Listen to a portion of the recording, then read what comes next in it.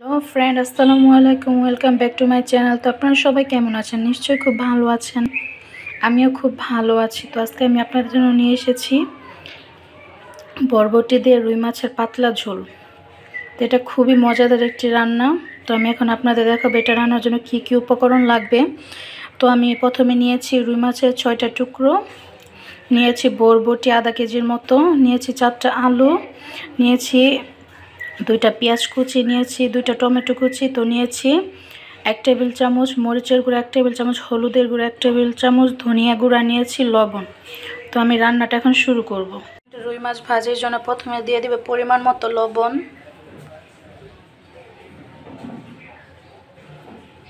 দিয়ে দিব 1 টেবিল চামচ মরিচের গুঁড়ো,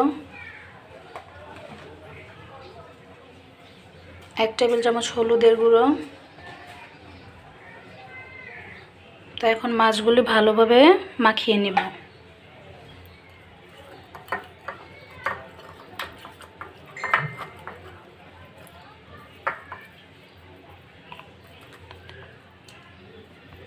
মাছগুলো ভালোভাবে মাখিয়ে নেওয়া হয়ে গেছে। এখন আমি কড়াইতে ভেজে নেব মাছগুলো খুব ভালোভাবে লাল করে। তো ফ্রেন্ড, চুলায় বসিয়ে দিলাম কড়া। তো কড়ার মধ্যে এখন দিয়ে দিব তেল।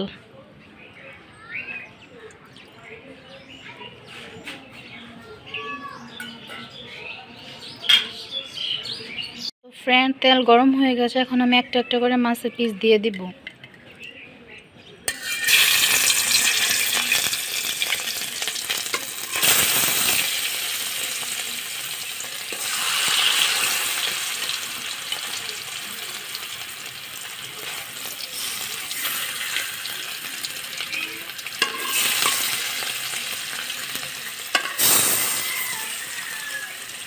তো ফ্রেন্ড, এখন 5 মিনিটের মতো সুন্দর করে এপিট ওপিট করে লাল করে ভেজে নেব রুই মাছের টুকরোগুলো।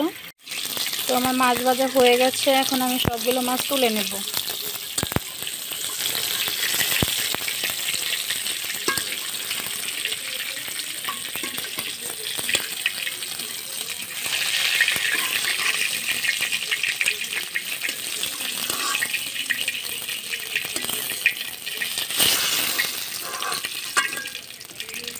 তো ফ্রেন্ড, একে একে আমি সব মাছ তুলে নিলাম। এখন কড়াই দিয়ে দিব তেল।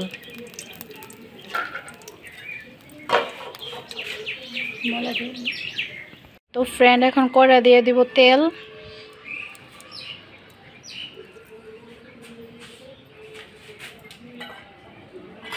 তো এখন তেলের মধ্যে দিয়ে দিব বরবটিগুলো।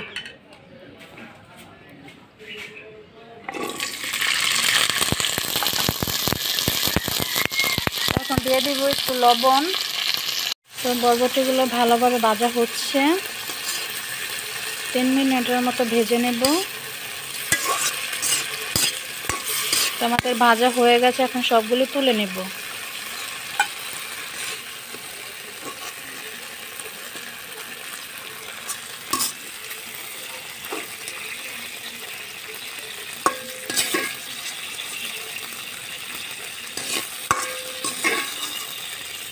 তো ফ্রেন্ড, এখন আমি দিয়ে দিব আলু, দিয়ে দেব একটু লবণ,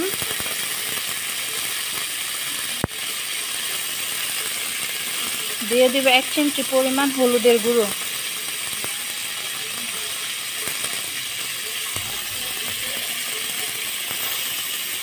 তো এখন একটু ভেজে নেব আলুগুলো। 3 মিনিটের মতো ভেজে নেব। তো ফ্রেন্ড, আমার আলুগুলো ভাজা হয়ে গেছে। এখন সবগুলো আলু তুলে নেব। ফ্রেন্ড, আমার সবগুলো আলু ভাজা হয়ে গেছে এবং তুলেও নিয়েছি। এখন আমি কড়াই দিয়ে দিব তেল।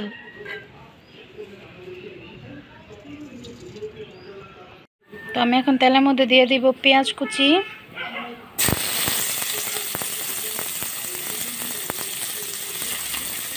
এখন আমি পেঁয়াজগুলি ভেজে নেব।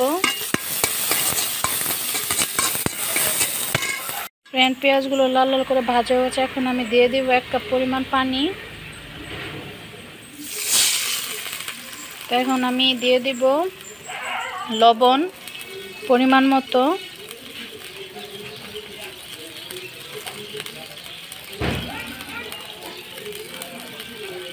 দিয়ে দিব হলুদ, মরিচ এবং জিরা গুঁড়ো। সবগুলো 1 চামচ করে নিয়েছিলাম, সবগুলো দিয়ে দিব এখন।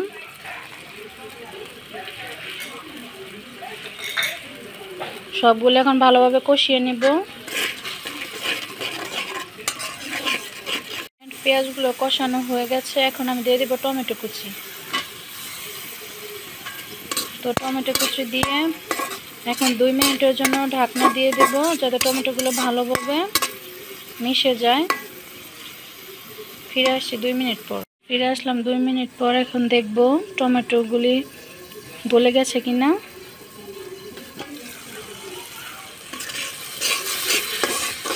হ্যাঁ, আমার টমেটোগুলো গলে গেছে। এখন আমি একে একে বরবটি, আলু ভাজি সবগুলি দিয়ে দিব।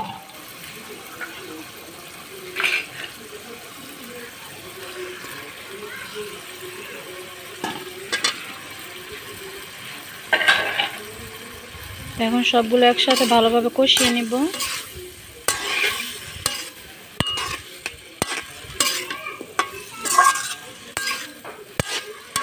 এখন 2 মিনিট ঢেকে দিব। ফিরে আসলাম 2 মিনিট পর। ঢাকনা খুলে দেখব।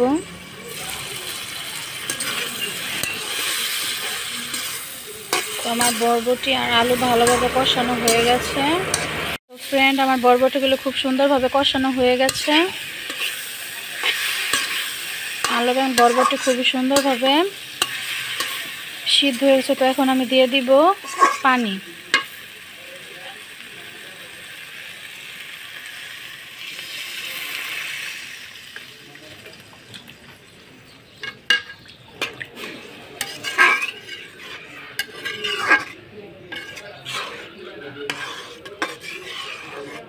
তো ফ্রেন্ড, ফিরে আসছি 10 মিনিট পর। এখন ঢেকে দিব ঢাকনা দিয়ে। 10 মিনিট পর ফিরে আসছি। ফ্রেন্ড, ফিরে আসলাম 10 মিনিট পর। এখন দেখব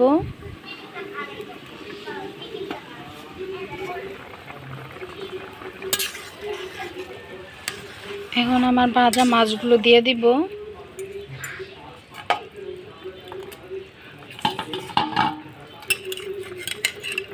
দিয়ে দিব।